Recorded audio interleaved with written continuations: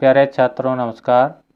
स्वागत है आप सभी का हमारे YouTube चैनल PS क्लासेस पर, जिस पर आज हम बात करेंगे बहुत ही इम्पोर्टेंट टॉपिक, जिसका नाम है वैद्युत द्विध्रुव की निरक्षीय स्थिति, अनुप्रस्थ स्थिति या लंब समद्विभाजक स्थिति में वैद्युत क्षेत्र की तीव्रता का व्यंजक किस प्रकार प्राप्त किया जाता है और इसका मान कितना आता है। तो प्यारे छात्रों, जैसा कि हमने पिछले वीडियो में देखा था, वैद्युत द्विध्रुव की अक्षीय स्थिति में वैद्युत क्षेत्र की तीव्रता का व्यंजक किस प्रकार हमने प्राप्त किया था। तो आज के वीडियो में हम बात करेंगे वैद्युत द्विध्रुव की निरक्षीय स्थिति में, अर्थात लंब समद्विभाजक स्थिति में। स्टूडेंट, यहाँ पे ध्यान देने योग्य बात यह है कि निरक्षीय स्थिति को अनुप्रस्थ स्थिति या लंब समद्विभाजक स्थिति के नाम से भी पूछ लिया जाता है। मैं आपको याद दिलाऊं कि प्रीवियस ईयर में यानी पिछले सालों में कि इस क्वेश्चन को निरक्षीय स्थिति के नाम से न पूछ करके लंब समद्विभाजक, समझ आप, लंब समद्विभाजक स्थिति में वैद्युत क्षेत्र की तीव्रता का व्यंजक पूछा गया है। यानी क्वेश्चन इस टाइप से था कि वैद्युत द्विध्रुव की लंब समद्विभाजक स्थिति में वैद्युत क्षेत्र की तीव्रता के लिए व्यंजक प्राप्त कीजिए। बात समझ रहे हैं? यानी वहाँ पे क्या था कि निरक्षीय शब्द को वहाँ पे लोप कर दिया था, मतलब साइलेंट कर दिया था, और उसके लिए कौन सा शब्द आया था बेटा? लंब समद्विभाजक नाम आया था। तो इसको याद रखें कि इस क्वेश्चन को निरक्षीय स्थिति के नाम से के साथ साथ किस नाम से पूछ सकता है? अनुप्रस्थ स्थिति या लंब समद्विभाजक स्थिति के नाम से भी पूछा जाता है। ठीक है, विशेषकर लंब समद्विभाजक आएगा। अगर निरक्षीय शब्द नहीं आएगा तो फिर क्या आएगा बेटा?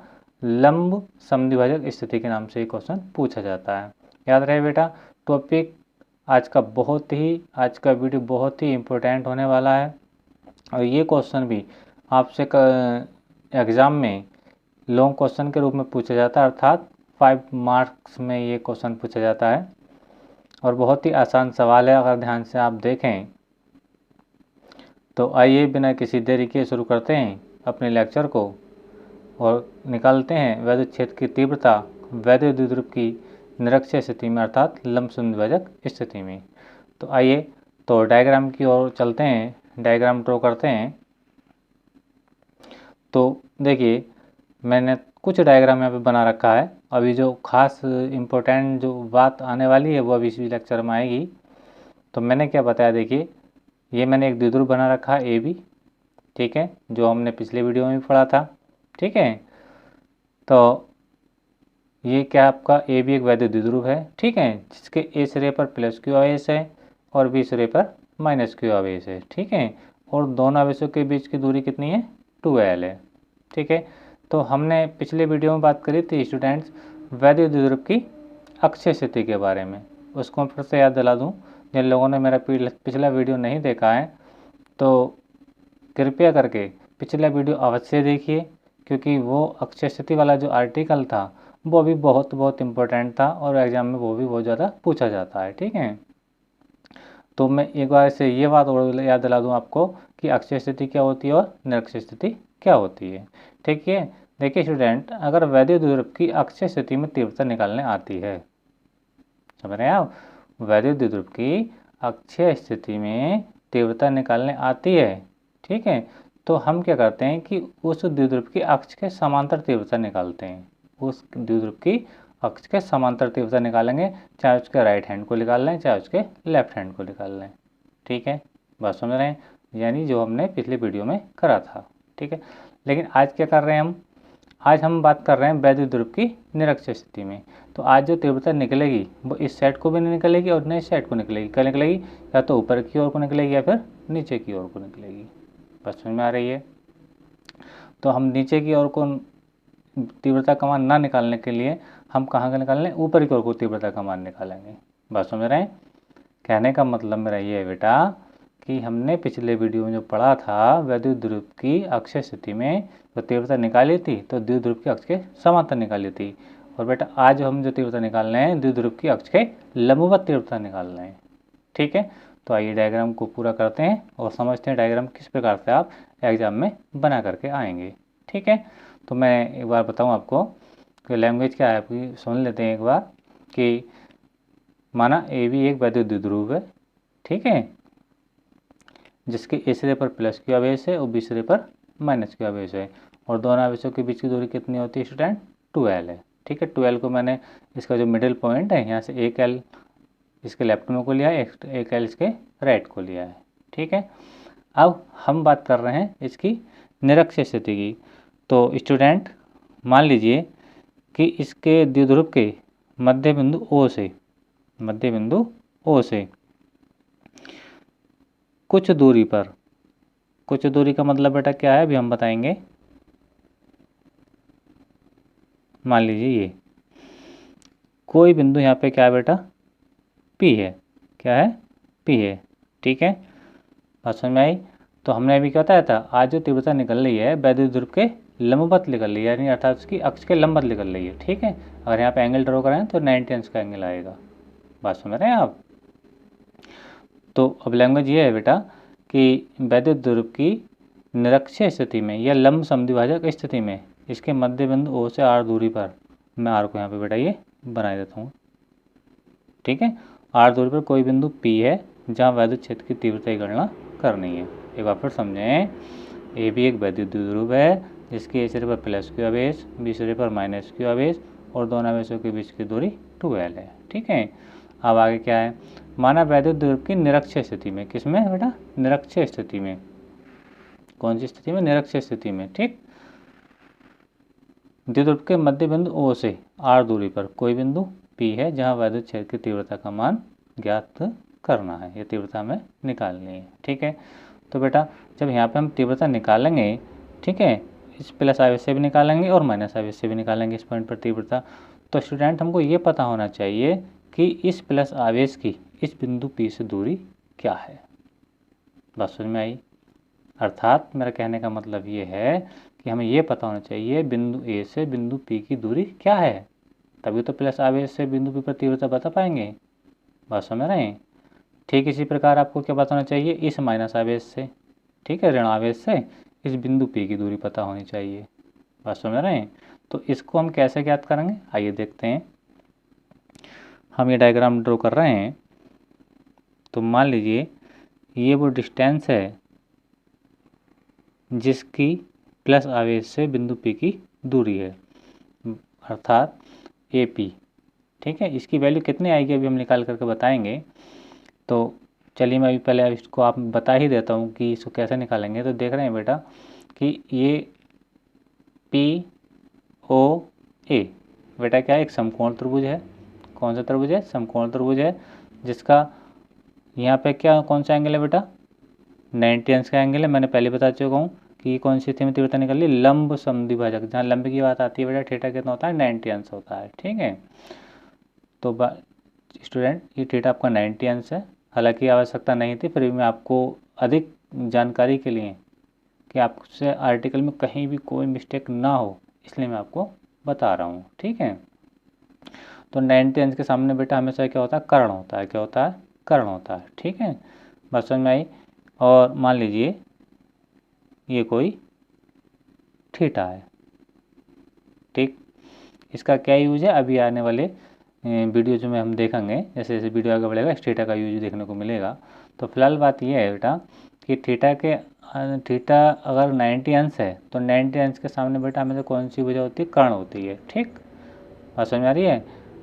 यानी अगर थीटा का मान 90 अंश है कहीं पर, ठीक है, तो उसके सामने वाली भुजा क्या होगी बेटा? क्या होगी? कर्ण होगी। और थीटा के सामने हमेशा क्या होता है? लंब होता है, ठीक है। बात समझ में आ रही है?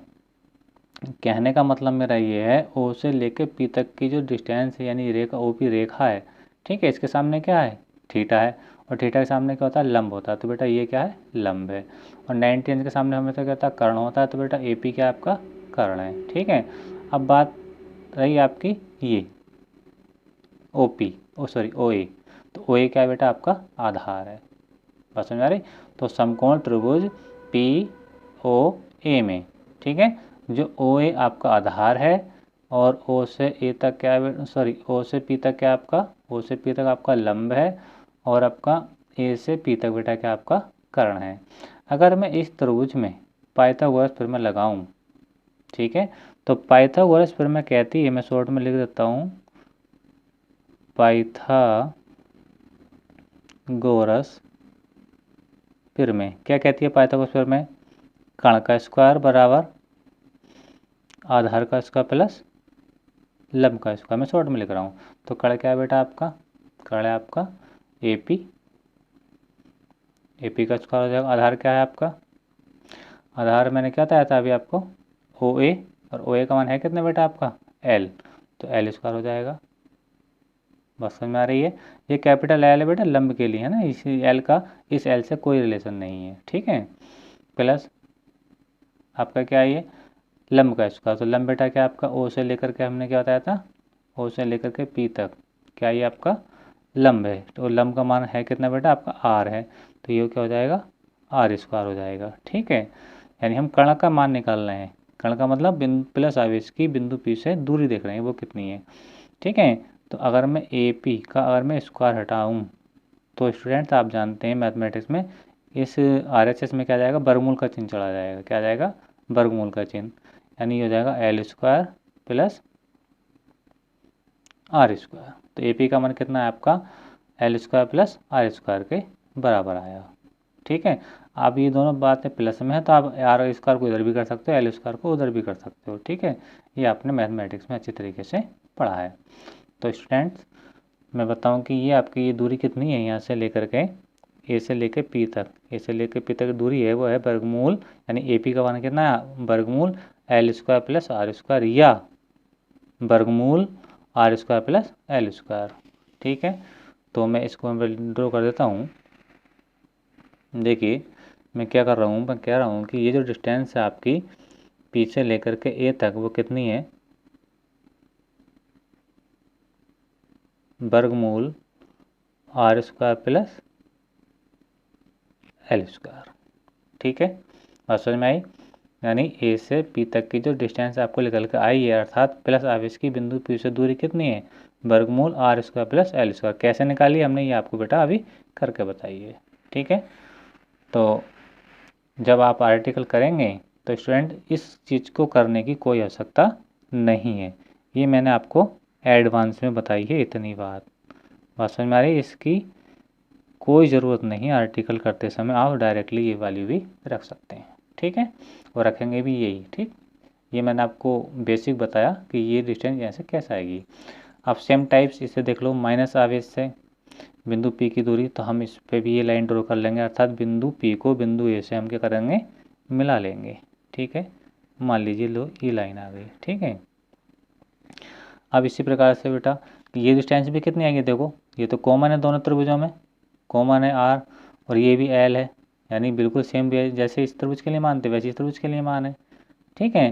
तो ये कहने का मतलब ये इसका क्या है कर्ण है, और यहाँ पे बेटा क्या आपका थीटा है मान लीजिए, ठीक है।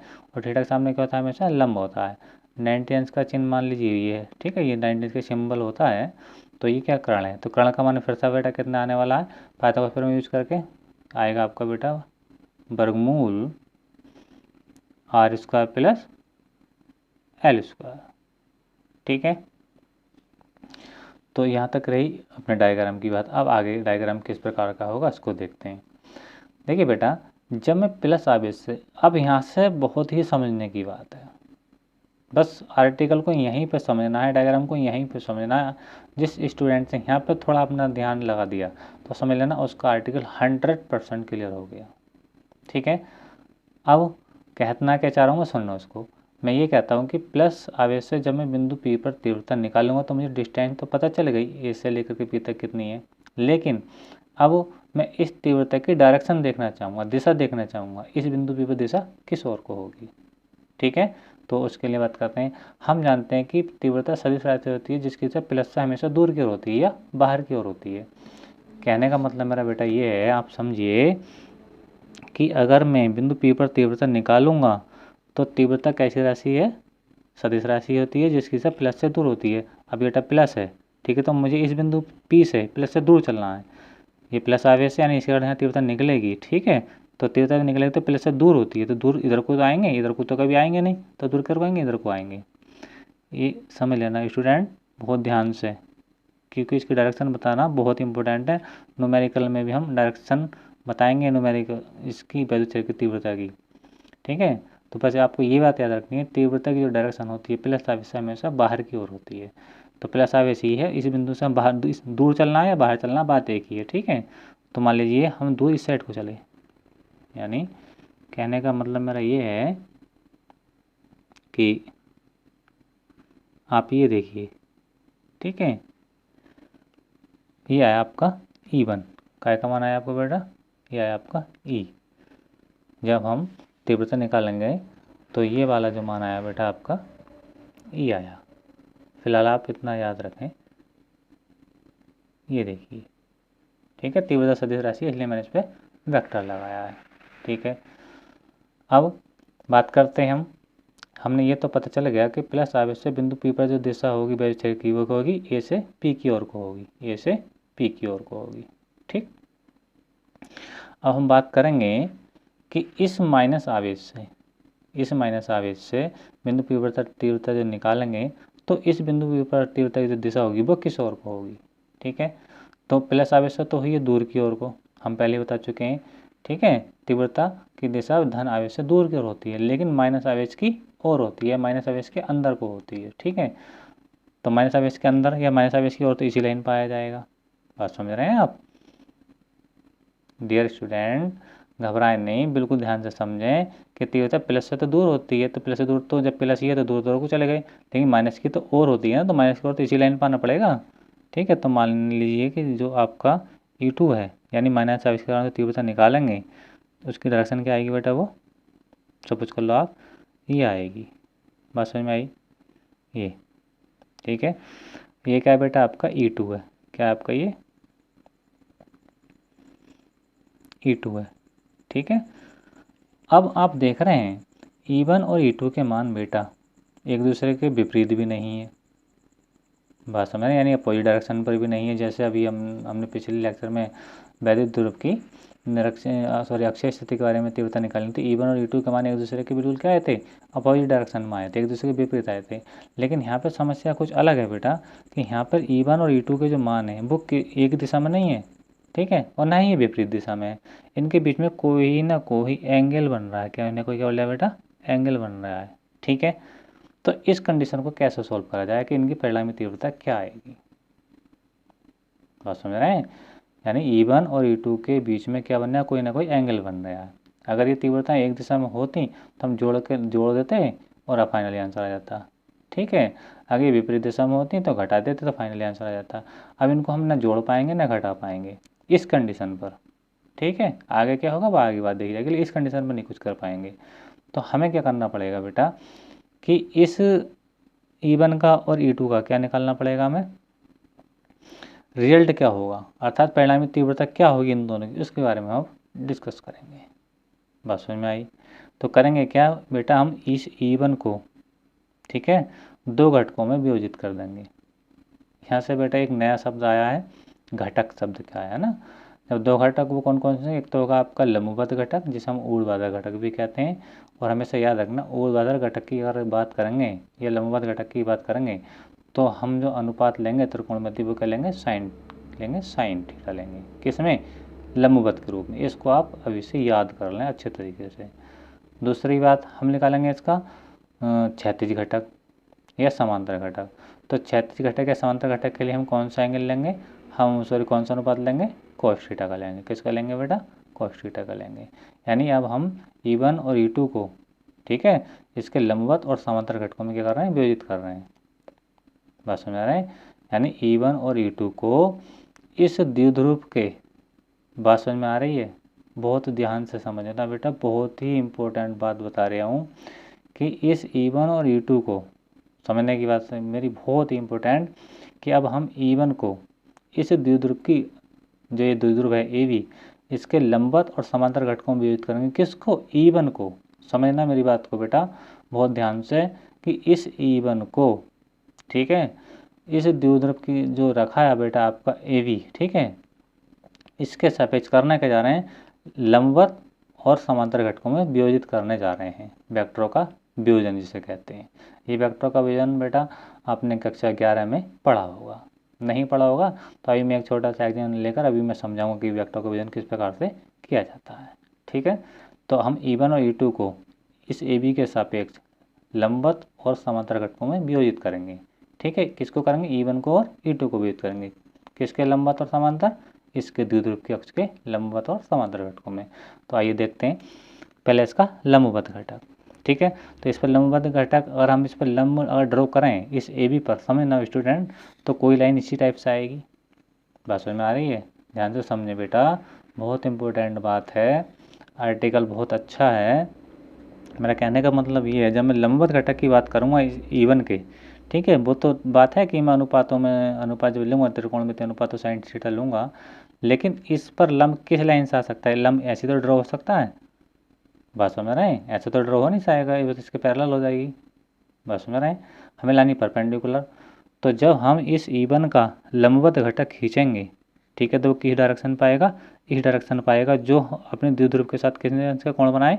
90 अंश का कोण बनाए। तो देखिए स्टूडेंट्स, मैं ये बना रहा हूँ, देखिए ये जो डॉट डॉट लाइन है ये बेटा आपकी, ये समझ लेना मेरी बात को बहुत ध्यान से, कि ये जो मैं बना रहा हूँ ये देखिए, ये अगर मैं इसको नीचे को तक ले आऊँ तो देखिए स्टूडेंट, ये द्विध्रुव के साथ कौन से कितने अंश का कोण बनाएगी? 90 अंश का कोण बनाएगी। कितने अंश का कोण बनाएगी? 90 अंश का। हालांकि आप इसको ना लिख करके दिखाएं तो भी कोई बात नहीं है, अगर आप दिखा देंगे तब भी कोई बात नहीं है।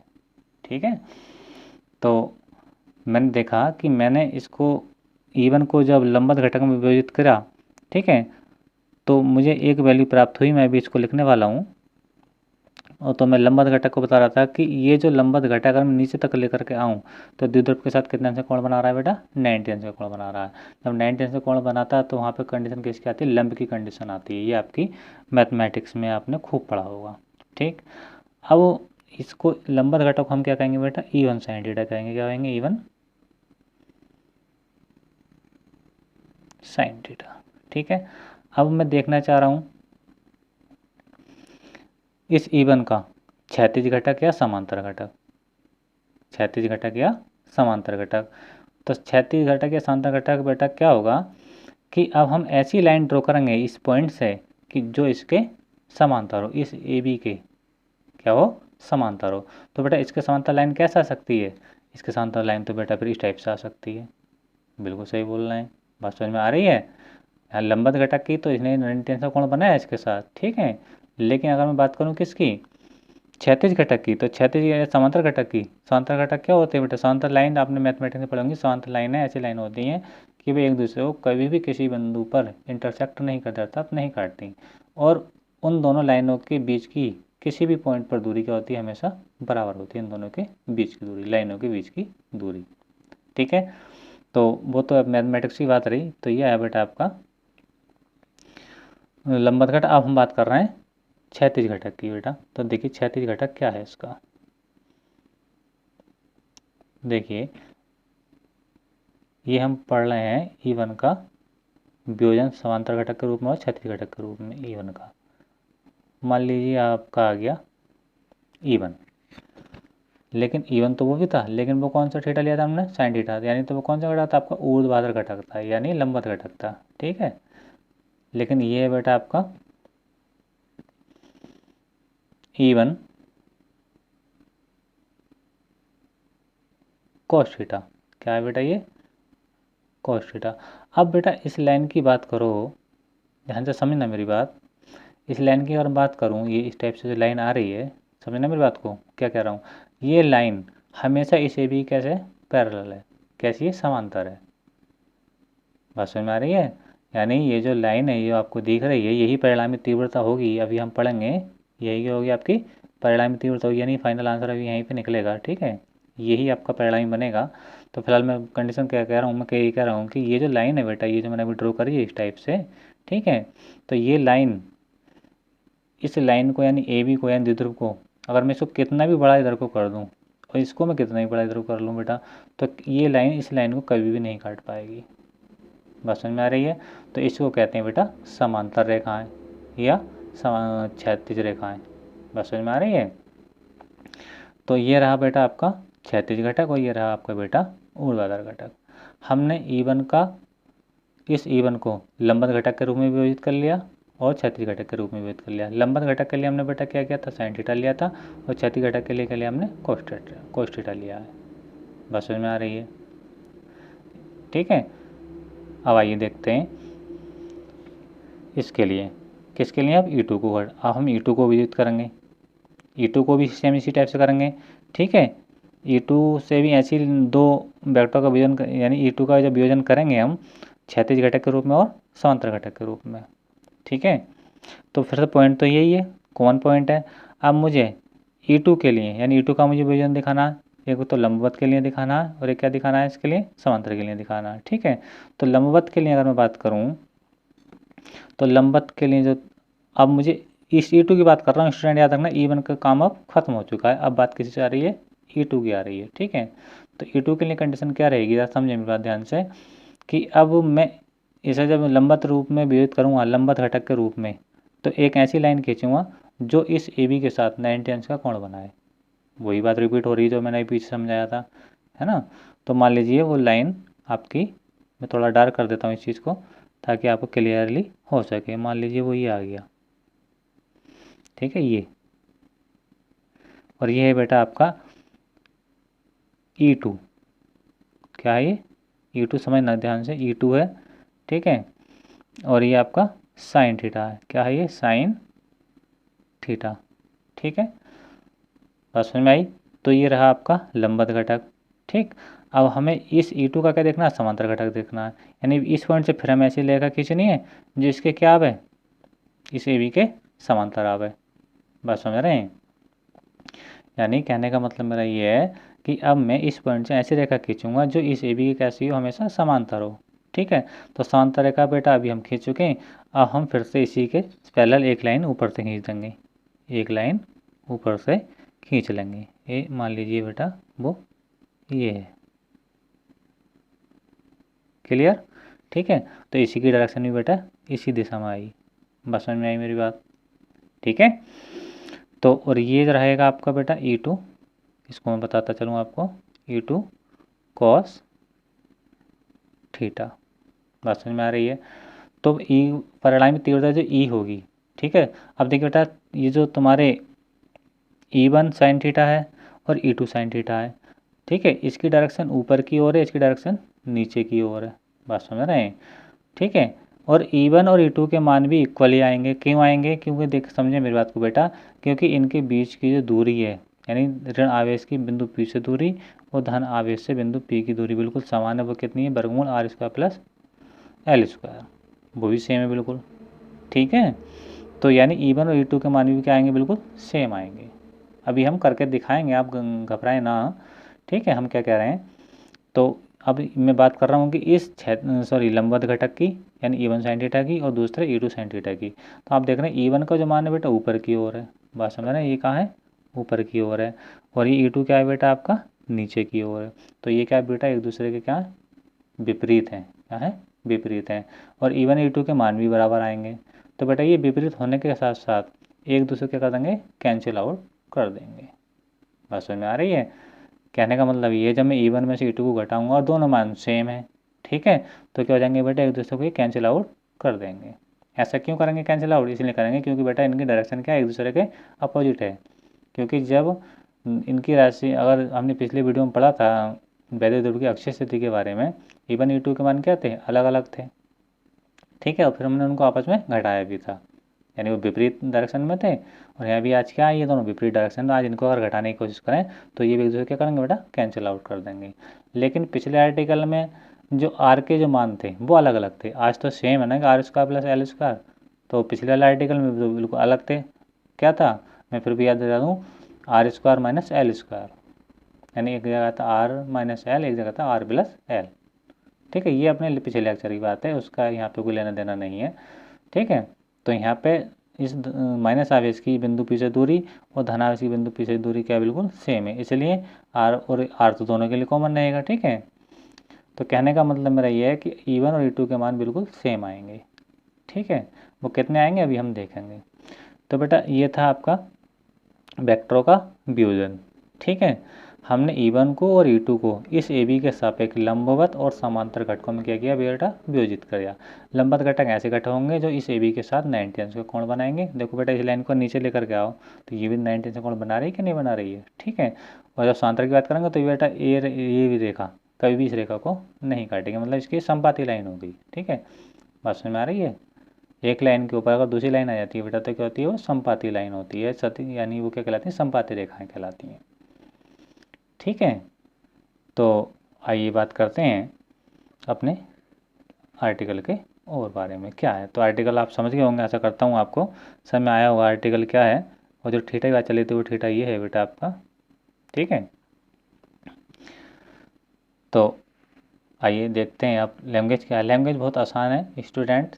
जिस व्यक्ति ने या जिस स्टूडेंट ने मेरा पिछला वीडियो देखा है, ठीक है, और वो इस को भी देख रहा है, तो उसको एक बात समझ में आएगी, केवल एक शब्द का अंतर है। इतनी सारी हिंदी याद करने की ज़रूरत नहीं है बेटा। आपने एक बार याद कर लिया तो समझ लिया आपने दोनों आर्टिकल की तैयारी कर ली। मैं अभी यहाँ पे एक ऐसा ट्रिक बताने वाला हूँ, वो ट्रिक क्या है समझें। देखिए कंपेयर करके देखें, आप मिला करके भी देखेंगे तो देखेंगे माना ए भी एक वैद्युत द्विध्रुव है जो के प्रवृत्तांक वाले माध्यम में स्थित है, जिसके ए सिरे पर प्लस की आवेश तथा बी सिरे पर माइनस की आवेश स्थित है। मैंने अभी सबको आपको बताया है। और दोनों आवेशों के बीच की दूरी क्या है बेटा, 2L है, ये भी आपको बता चुका हूँ, है ना। माना वैद्युत द्विध्रुव की निरक्ष स्थिति में, कौन सी स्थिति में, निरक्ष स्थिति में, ये इंपॉर्टेंट शब्द है बेटा। हमने जो पिछला आर्टिकल पढ़ा था वहाँ पे क्या शब्द आया था, अक्षय शब्द आया था। क्या शब्द आया था, अक्षय। लेकिन आज क्या है बेटा, निरक्ष है। क्या है, निरक्ष है। बस समझ रहे हैं। बस यही एक शब्द की चेंजिंग करेंगे, अगर यहाँ अक्षय कर देंगे, अक्षय, तो ये पिछले आर्टिकल की थ्योरी बन जाएगी, यानी द्विध्रुव की अक्षय स्थिति के लिए बन जाएगी। अगर यहाँ निरक्षय कर देंगे, बस समझ रहे हैं, तो ये ऑलरेडी ये है ही जो अपने पास है, ठीक है। तो एक शब्द का चेंजिंग करेंगे तो दो आर्टिकल की तैयारी हो जाएगी अपने पास, ठीक है। लेकिन बेटा ये तभी होगा जब घर पे आप कंटिन्यू पढ़ेंगे। बात सुन आ रही है। तो हमने कहा द्विध्रुव की निरक्षीय स्थिति में इसके मध्य बिंदु O से R दूर पर, मध्य बिंदु O से R दूर, निरक्षीय मतलब इसके हमें R तीव्रता निकालना है, इस द्विध्रुव की अक्ष के परपेंडिकुलर निकालना है, अर्थात लंबवत निकालना है। R दूरी पर कोई बिंदु P है जहाँ वैद्युत क्षेत्र की तीव्रता की गणना करनी है, वैद्युत क्षेत्र की तीव्रता की गणना करनी है, ठीक है। हम क्या कर रहे हैं, प्लस की आवेश वाले बिंदु P पर तीव्रता। बेटा समय बचाने के लिए मैं पहले से लिख रखा हूँ, हालांकि मैं 100% आपको समझाने की कोशिश करूँगा जिससे कन्फ्यूज ना हो। तो प्लस की आवेश वाले बिंदु P पर तीव्रता, ठीक है। तो तीव्रता यानी E1 का मान, ये जो E1 था आपका बेटा 1/4πε0 के, ये ऑलरेडी हम जानते हैं, Q/R² होता है बेटा। तीव्रता का जो फार्मूला होता है, देखिए मैं कहीं साइड में आपको लिख के समझाऊँ, मैं आपको पढ़ा चुका हूँ। तीव्रता का जो मेन फार्मूला होता है बेटा वो ये होता है, इधर समझें, E बराबर जो होता है 1/4πε0 के और Q/R² होता है। क्या होता है बेटा, R²। R क्या होती है, इस बिंदु आवेश से, ठीक है, जिस बिंदु पर तीव्रता हमने निकाली है उसकी दूरी होती है। तो दूरी का क्या होता है बेटा, वर्ग होता है, ठीक है। तो आज हम बेटा जब प्लस की आवेश के कारण तीव्रता यानी इस पॉइंट से यहाँ पर तीव्रता जब निकालेंगे, यानी बिंदु P पर तीव्रता जो निकालेंगे, तो हमें ये पता होना चाहिए कि इस प्लस की आवेश से बिंदु P की दूरी कितनी है, वो क्या, वर्गमूल R² प्लस L², ठीक है। और तीव्रता में फार्मूला क्या होता है, इसका दूरी का वर्ग होता है। दूरी का क्या होता है बेटा, वर्ग होता है। तो हम इसका वर्ग भी करेंगे। देखिए समझें कि E1 = 1/4πε0 के, तो क्वेश्चन वैल्यू जो आती है Q, ठीक है, वर्गमूल आ रहा है R² प्लस L², ठीक है। यानी जो बीच की दूरी है वो आगे बिल्कुल सेम, यानी R की जगह क्या, आज क्या है, R की जगह आ रहा है अपने पास, यहाँ तो ये R था, ठीक है, R था, लेकिन आज R की जगह क्या आ रहा है, ये आ रहा, समझे बेटा, वर्गमूल R² प्लस L², ठीक है। जो पावर उसमें थी वो उसमें भी, तो बेटा ये वाली पावर इस वर्गमूल को काट देगी, ठीक है। जब काटेगी तो ये कट जाएगा बेटा, सेम वैल्यू होता है, ये वाली सेम होता है कि R² प्लस L² बेटा आपका ये रह गया, ठीक। अच्छा, डायरेक्शन A से P की ओर, A से P की ओर। अभी हमने आपको समझाया था कि तीव्रता हमेशा प्लस से दूर होती है, तो प्लस से दूर तो इस साइड में जाएंगे, A से P की ओर भी जाएंगे, तभी तो दूर जाएंगे प्लस से, क्यों, प्लस तो ये है, हमें जाना प्लस से दूर, तो प्लस दूर होता तो इसी लाइन से जाएंगे, यानी A से P की तरफ, A से P की ओर को जाएंगे, ठीक है। AP डायरेक्शन में आएगी तीव्रता, ठीक। अब हम निकालेंगे बेटा माइनस आवेश, यानी हम तीव्रता निकाल रहे हैं माइनस की आवेश के कारण बिंदु P पर तीव्रता, बस समझ रहे हैं। तो क्या आ जाएगा, E2 का मान आएगा 1/4πε0 के Q और ये दूरी तो बिल्कुल सेम है, मैंने आपको अभी बताई थी दूरी बिल्कुल सेम है, ठीक है। तो उसमें जो आर स्क्वायर हुआ था अभी पिछले आर्टिकल में, यहाँ से आर स्क्वायर था, आज दूरी तो वही है, तो यहाँ भी वर्गमूल r square plus l square, तो ये जो होल स्क्वायर है इस वाले वर्गमूल को क्रॉस कर देगा, मतलब काट देगा। काटने के बाद जो वैल्यू निकल के आएगी ये सेम उतर जाएगा, क्यू भी सेम उतर जाएगा, r square plus l square same बेटा, देखिए ये आ गया। अब रही इसकी डायरेक्शन की बात, तो डायरेक्शन हम बताएंगे, हमें माइनस ऑफ एस की ओर चलना है, तो माइनस ऑफ एस ये है, तो बेटा क्या करेंगे, पी से बी की ओर को, पी से बी की ओर को, बस समझ में आ रही है। तो चलिए देखिए, ये जो E2 का बनाया था, ये वाला E2 पी से बी की ओर को, वही बात बेटा ये लिख करके हमने दिखाई है, ठीक है। अच्छा, अब हमने देखा कि देखिए बेटा बहुत इंपॉर्टेंट बात ये है कि E1 का मान ये है आपका 1/4πε0 के क्यू और r square plus l square, और E2 का मान क्या है बेटा, E2 का मान भी देखो बिल्कुल सेम है 1/4πε0 के Q R square plus l square, यानी E1 और E2 का मान बिल्कुल सेम है, लेकिन बस अंतर क्या है, इनकी दिशाओं में अंतर है, इनकी दिशाओं में क्या है, अंतर है, ठीक है। तो अब इस भ्रांति को दूर करने के लिए, यानी अब इसका सॉल्यूशन करने के लिए हमने क्या किया था, E1 और E2 को वियोजित किया था। क्या किया था, वियोजित किया था, मैंने अभी आर्टिकल में ये वियोजित करके आपको समझाया था। तो वही मैं थ्योरी यहाँ पे लिख रहा हूँ, देखिए आपको क्या याद करना है, यहाँ पे आपको याद करना है, चूँकि E1 व E2 के मान एक दूसरे के बराबर हैं, ठीक है। मैंने बताया E1 E2 के मान एक दूसरे के बराबर है, मैंने देखा ना E1 भी यही है और E2 भी यही है, ठीक है, बस इनकी दिशाओं में अंतर है, ये AP डायरेक्शन में है और ये PB डायरेक्शन में है, ठीक है, ये अंतर है, तथा दिशाएं क्या बेटा, अलग अलग हैं, ठीक है, अलग अलग हैं। अतः E1 व E2 को लंबवत तथा समांतर घटकों में वियोजित करने पर, यानी अभी जो मैंने बताया था, लंबवत घटक क्या होंगे, लंबवत घटक वो होंगे बेटा जो इस AB के साथ द्विध्रुव के साथ 90 अंश का कोण बनाएंगे, और समांतर घटक क्या होंगे बेटा, जो इस AB के साथ कोई एंगल नहीं बनाएंगे, अर्थात उसके समांतर होंगे, ठीक है।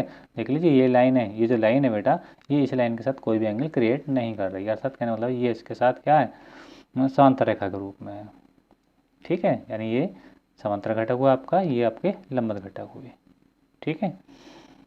बस लंबवत घटक के लिए याद रखना कि लंबवत घटक जो बनाएंगे AB के साथ 90 अंश का कोण बनाएंगे, ठीक है, समांतर घटक AB के साथ कोई एंगल नहीं बनाएंगे, ठीक, कोई एंगल नहीं बनाएंगे उसका मतलब थीटा क्या आपका 0 रहेगा स्टूडेंट।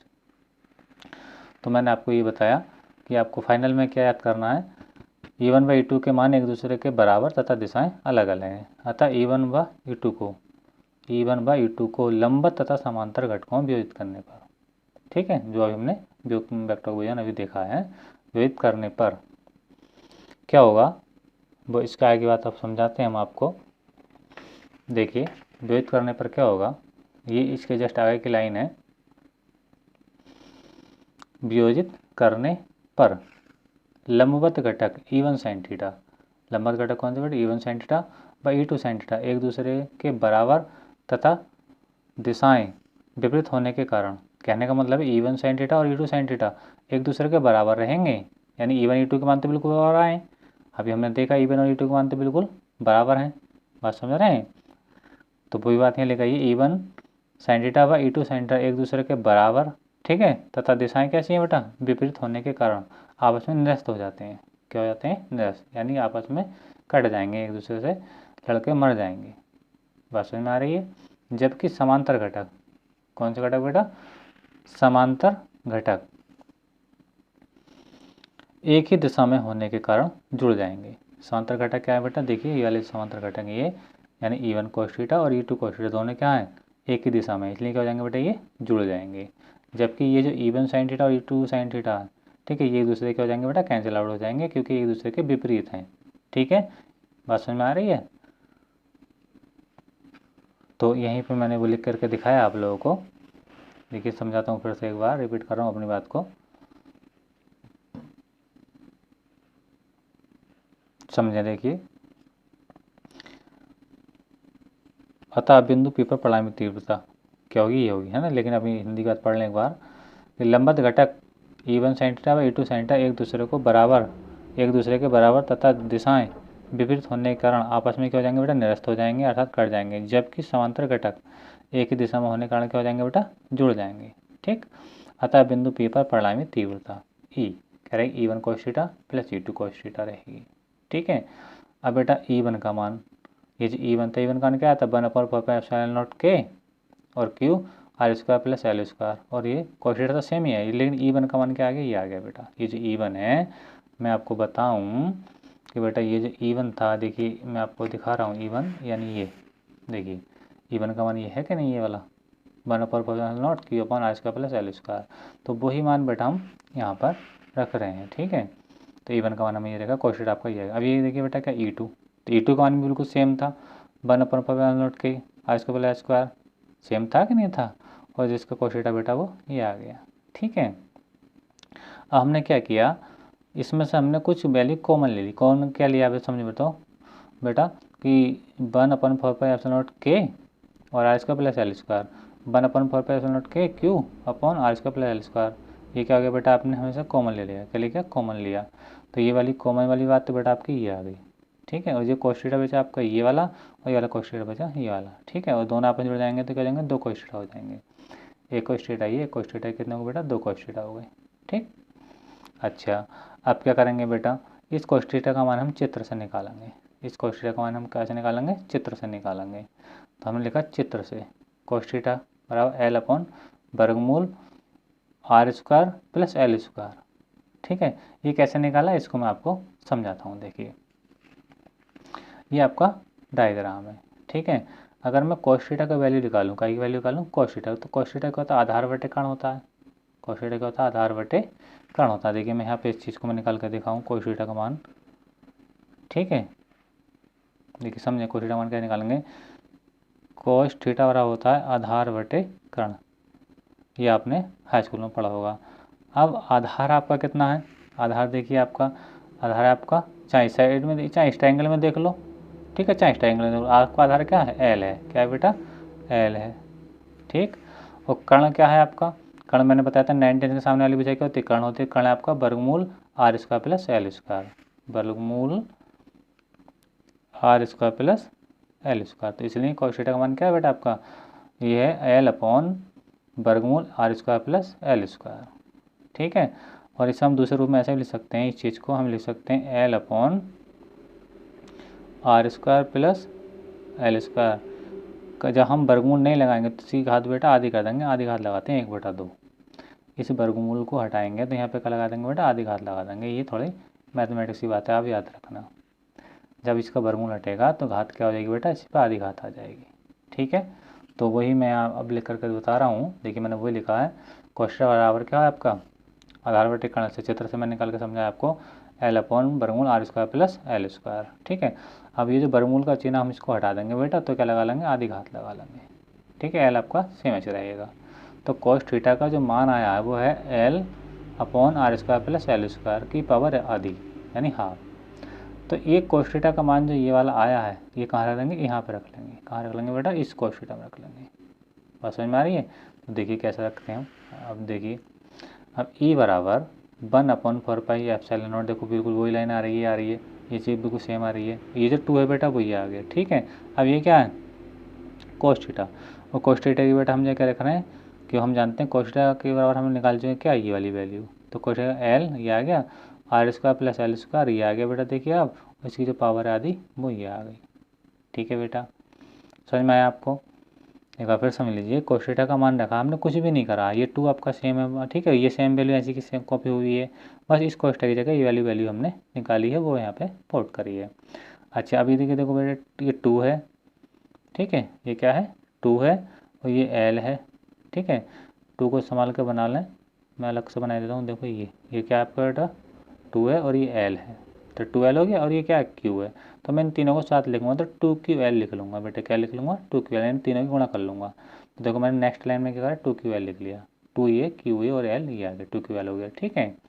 अच्छा बेटा अब ये क्या किया वहाँ पे, R² प्लस L², इसकी पावर कितनी है बेटा, पावर है 1, कितनी पावर है 1, और इसकी पावर कितनी है आधी, यानी 1 घात है, ये आधी घात है।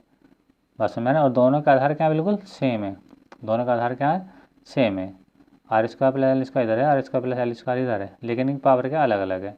और दोनों का में बेटा गुणा में, तो गुणा में घातें जुड़ जाएंगी। इस 1 को इस 1/2 में जोड़ो बेटा, जब मैं 1 में 1/2 जोड़ूंगा, ठीक है, तो अपन ने 1 मान लिया, तो इसका हल कर लेंगे तो बेटा 2 1 2 हो जाएगा, अब इसे कैसे गुणा करो, 2 एकन 2 प्लस 1 एकन 1, तो कितना आएगा, 2 रे कितना जाएगा बेटा 3 हो जाएगा, बेटे का 2 ये आ जाएगा। तो कितना आएगा 3/2, 3/2 का मतलब 1.5, 3 को अगर 2 जगह बांटेंगे तो कितने कितने आएंगे, 1.5 आएंगे, है ना। तो 1.5 को हम क्या ले सकते हैं, 3/2 लिख लेंगे। तो यानी इनकी जब गुणा कराऊंगा तो फाइनल उनकी पावर कितनी हो जाएगी, 3/2 हो जाएगी, मतलब 1 और 1/2 जुड़ गया, आधार को हमने एक बार लिख दिया। ठीक है, अब ये जो आपका 2 की वैल्यू होता है बेटा, क्या होता है बेटा 2 की वैल्यू, ये क्या बराबर होता है, पी के बराबर होता है, क्या बराबर होता है, समझे बात को। ये जो 2 की वैल्यू है बेटा क्या बराबर होता है, पी के बराबर होता है, क्या है, इलेक्ट्रिक डाइपोल मोमेंट, हमने पिछली वीडियो में पढ़ रखा है।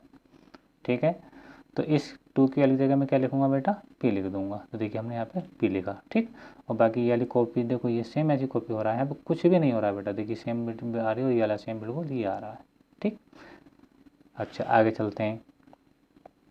अब हमने लिखा आगे कि L is less than R, तब L square is more less than R square. इसका मतलब ये है बेटा कि L जो है छोटा है किससे, R से, तब L स्क्वायर और भी छोटा हुआ किससे, R स्क्वायर से। कहने का मतलब मेरा बेटा ये है कि L का मान R से छोटा है यानी कम है, ठीक है। तो L स्क्वायर का मान और भी कम होगा किससे, R स्क्वायर से। मैंने अपने पिछले वीडियो में बड़ा अच्छा एग्जाम्पल देकर के समझाया था बेटा, और जिन लोगों ने मेरा पिछला वीडियो नहीं देखा तो वो अवश्य देखें मेरा पिछला वीडियो, ताकि ये आर्टिकल और भी बेहतर समझ सकें कि हमने बताया था इस वीडियो में कि जब हम छोटी राशि की गुणा छोटी राशि से करते हैं तो उसका मान बेटा और भी कम हो जाता है। कैसा हो जाता है ये आप मेरा पिछला वीडियो देखेंगे तब पता चलेगा, मैंने उसमें बिल्कुल आपको 100% समझाया, ठीक है। तो L स्क्वायर का मान R स्क्वायर से और भी कम हो जाएगा, तो हम करेंगे क्या, इस L स्क्वायर को, ठीक है, छोड़ देंगे यानी नगण्य कर देंगे। हम किसको लेकर साथ चलेंगे, R स्क्वायर को साथ लेकर चलेंगे। यानी क्या कह रहा हूँ बेटा, मेरी बात को समझें, मैं ये कह रहा हूँ कि देखिए यहाँ पे अपनी बात में ये है बेटा, यहाँ से यहाँ तक देखिए L है, यहाँ से यहाँ तक क्या है L, ठीक। अब ये यहाँ से यहाँ तक क्या है बेटा, R है, यानी O से लेकर P तक है R, बात देख रहे हैं, यानी ये डिस्टेंस, ये वाली डिस्टेंस देखिए आप, ठीक है। और ये क्या डिस्टेंस बेटा, ये है, ये क्या आपका L है। तो आप देख रहे हैं R की वैल्यू ज़्यादा है, L की वैल्यू कम है, बात समझ रहे हैं। तो कहने का मतलब मेरा ये है कि हमने इस L को, L स्क्वायर को हमने क्या करा है, L जो L के स्क्वायर में रूप में प्राप्त होगा हमें वहाँ पे, तो हमने क्या इस L को छोड़ा है और हमने इस R को साथ लेकर के चले हैं, ठीक है। जो छोटी वैल्यू होती हैं हम फिजिक्स में छोड़ देते हैं, या क्यों छोड़ते हैं हमने ये पिछली वीडियो में बताया आपको, ठीक है। तो L का मान कम है, R का मान ज़्यादा है, इसलिए L स्क्वायर को छोड़ दिया जाएगा और R स्क्वायर को साथ लेकर के चला जाएगा। चलिए देखिए क्या है वीडियो में, मैंने कहा L स्क्वायर को R स्क्वायर की तुलना में नगण्य करने पर, अर्थात इस L स्क्वायर को आप क्या कर देंगे, छोड़ देंगे। जब छोड़ेंगे तो ये सेम वैल्यू देखो बेटा ऐसे उतर जाएगी, उतर गई, ठीक है। ये वाला P आपका बेटा ये आ गया, इस L स्क्वायर को क्या कर दिया, छोड़ दिया। तो ये जो 3/2 घात है बेटा वो किस पाएगी, R स्क्वायर पाएगी, R स्क्वायर पाएगी 3/2 घात। अब क्या होगा कि इस स्क्वायर से ये वाली पावर कैंसिल आउट हो जाएगी, ठीक है। तो फाइनली हमें क्या मिलने वाला, E is equal to 1/4π0K, ठीक है। P आपका देखो सेम आ गया, ये कुछ नहीं है, ठीक है। P आपका ये आ गया, और जो ये जो पावर 3 है ये क्या पाएगी, R के ऊपर आएगी। बात समझ में आ रही है। एक बार फिर समझें कि ये जो हमने किया कि इससे ये चीज़ कैंसिल होगी 2 घात, तो ये जो R की घात, अब ये जो R है इसी की पावर कितनी बचेगी, 3 बचेगी, तो वो पावर बेटा आपकी ये आ गई देखिए। और P आपका जैसे बिल्कुल सेम कॉपी ये हो गया, ये भी सेम कॉपी है, बस ये क्या हुआ है कि यहाँ पे क्या हमने L स्क्वायर को छोड़ा है, R स्क्वायर को साथ लिया है, और इसकी जो पावर थी वो R स्क्वायर पर हमने लगाई है। तो 2 से 2 कैंसिल आउट हो जाएगा, और ये R की पावर थी R पर आ जाएगा, ये आ जाएगी, ठीक है। अच्छा, निर्वात आता वायु के लिए, निर्वात आता वायु के लिए K का मान क्या होता है बेटा, 1 होता है, ये हम आपको पहले ही वीडियो में बता चुके हैं, ठीक, कूलाम के नियम में। फाइनली जब हम K का मान 1 रखेंगे तो क्या हो जाएगा, ये हो जाएगा कि 1/4πε0, इस K की जगह मैंने क्या लिखना, 1 लिखना, तो 1 लिखूँगा तो ये साइलेंट हो जाएगा, यानी मल्टीप्लाई वही आने वाली है, ठीक। तो फाइनल में क्या बचेगा, P, आपका जो P था बेटा वो देखिए सेम ही आ गया, और R की पावर 3 ये आ गई। बस K को हमने क्या कर दिया, साइलेंट, क्योंकि K का मान जब मैं 1 रखूँगा तो 1 की गुणा से कराऊंगा तो यही वैल्यू रह जाएगी, न्यूटन प्रति कूलाम, ठीक है बेटा, और हैंस प्रूफ। तो बेटा आज के वीडियो में बस इतना ही। अगर कहीं आपको आर्टिकल्स इस समझने में कोई प्रॉब्लम आई है तो मुझे कमेंट करके ज़रूर बताइए कि आपको कहाँ प्रॉब्लम है। वैसे तो मैंने आपको बहुत बेहतर ढंग से समझाने की कोशिश की है और डायग्राम को भी मैंने बहुत अच्छे से समझाया है आपको। आप एक दो बार रिवीजन करेंगे, जैसे मैंने बात बताई उसको समझेंगे, तो आशा करता हूँ कि आर्टिकल आपको बहुत ही अच्छा समझ में आएगा। और एक बार नोटिस ज़रूर कर लें कि आर्टिकल स्टूडेंट बहुत ज़्यादा इम्पोर्टेंट है। वैद्युत ध्रुव की अक्षय स्थिति या फिर निरक्षीय स्थिति, दोनों में से एक आर्टिकल बहुत ही ज़रूरी आने वाला है इस साल, जहाँ तक मुझे लगता है। ठीक है, इसलिए इन दोनों क्वेश्चन की तैयारी अच्छे से करके जाएं ताकि आपके एग्ज़ाम में 5 नंबर किसी भी कीमत में मिस ना हो पाएँ। ठीक है, तो आज के वीडियो में फ़िलहाल बस इतना ही। और एडवांस में आप थोड़ी बात बता रहा हूँ कि वेक्टर का विभाजन किस प्रकार से होता है, जैसे कि मैंने इसमें विभाजन करके दिखाया था। हालांकि अब आर्टिकल से अपना कोई लेना देना नहीं, आर्टिकल अपना प्रूफ हो चुका है। ठीक है, अब मैं कुछ एडवांस में नॉलेज देना चाहता हूँ कि ये कैसे हमने वेक्टर का विभाजन किस प्रकार से होता है। ये हालांकि आपने कक्षा 11 में पढ़ा होगा, और नहीं पढ़ा तो मैं एक छोटा सा पेज लेकर के आपको अलग से समझाने की कोशिश करता हूँ। ठीक है, मान लीजिए बेटा, मैं क्या समझा रहा हूँ आपको, देखिए समझे मेरी बात को। वेक्टर का विभाजन, मान लीजिए स्टूडेंट्स कि ये कोई वेक्टर है, ये कोई वेक्टर है। ठीक है, जब ये वेक्टर है, मान लीजिए हमने इसको ई ही नाम दिया, E1। बस समझ में आ रही है, कौन सा नाम दिया हमने इसको, E1 नाम दिया। कौन सा नाम दिया, E1। ठीक है, ये थोड़ी एडवांस में बात चल रही है, आर्टिकल अपना प्रूफ हो चुका है, इस बात से निश्चिंत रहें। अब मैं एडवांस में आपको बता रहा हूँ। ठीक है, तो आपका ये हमने वेक्टर E1, अब हम इसको दो घटकों में व्यक्त करेंगे, एक तो लंबवत और एक समांतर। ठीक है, तो लंबवत घटक जो आएगा बेटा, वो आएगा कुछ इस टाइप से, कुछ इस टाइप से। देखिए बेटा ये, ठीक है, बात समझ में आ रही है, यानी ये उसका लंबवत घटक हुआ, और इसे हम लिखेंगे E1 साइन थीटा। मैंने बताया लंबवत घटक में हमेशा साइन थीटा के चलते हैं। अब चलेंगे हम इसके समांतर घटक में, तो समांतर घटक क्या, मैंने इस E1 का क्या हो रहा है, विभाजन हो रहा है, समझना बेटा स्टूडेंट, है ना। अब जो समांतर घटक लेंगे तो वो लाइन आएगी कुछ इस टाइप से। देखिए ये, बस समझ में आ रही है। ये जब आपको देखेंगे तो आपको देखने में मिलेगा कि यह है बेटा आपका E1 cos theta, E1 cos theta. बस समझ में आ रही है। तो ये हमने किसका विभाजन कर दिया, इस ई का विभाजन कर दिया, लंबवत घटक के रूप में और समांतर घटक के रूप में। तो ये बेटा ये विभाजन होता है कि कक्षा 11 में पढ़ा जाता है। तो सेम चीज़ मैंने इसी में, ये जो चीज़ है बिल्कुल सेम यही है। देखिए ये जो E1 है वो E1 क्या है, ये है। ठीक है, और ये जो E1 साइन थीटा वो E1 साइन थीटा बेटा ये है आपका, और जो E1 cos थीटा है वो E1 cos थीटा बेटा आपका। देखिए कंपेयर कर देखिए, E1 साइन थीटा आपका E1 साइन थीटा ये आ गया। ठीक, और जो आपका ई था बेटा वो ये आपका ई आएगा। ठीक है, और ये जो इसका तुम्हारा आया है E1 cos थीटा आया है बेटा, तो E1 cos थीटा आपका ये आएगा। यानी इसके ऊपर इसका अध्यापित करोगे बिल्कुल सेम कंडीशन प्राप्त होगी, E1 sine theta, E1 cos theta और ई। ठीक है, देखिए यहाँ पे E1 sine theta, E1 cos theta और ई आ गया आपका। बस में आ रही। तो ये थोड़ी 11th क्लास का टॉपिक था कि वेक्टर का विभाजन किस प्रकार से किया जाता है, मैंने आपको बताने की कोशिश की। हालांकि इतनी बात का अपने आर्टिकल से कोई संबंध नहीं था। तो आज के वीडियो में बस बेटा इतना ही।